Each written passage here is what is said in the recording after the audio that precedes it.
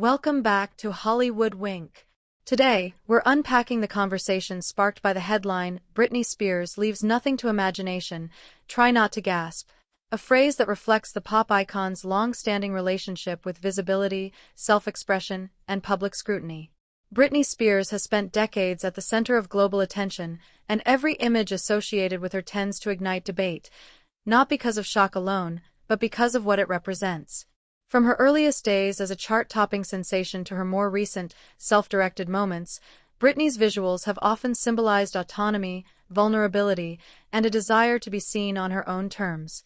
What many interpret as bold or surprising imagery is, for Britney, part of a broader narrative about reclaiming identity. After years of tightly controlled appearances, her photos have become a form of communication, direct, unfiltered, and personal. They reflect a woman exploring freedom after constraint, choosing how she presents herself rather than conforming to expectations. The "try not to gasp" reaction says as much about the audience as it does about the images themselves, highlighting how accustomed the public is to policing the presentation of female celebrities, especially those who grew up in the spotlight. Britney's visual language has always evolved alongside her music. In earlier eras, her imagery was carefully choreographed, polished, and aligned with industry standards. Over time, that aesthetic shifted toward something more spontaneous and intimate.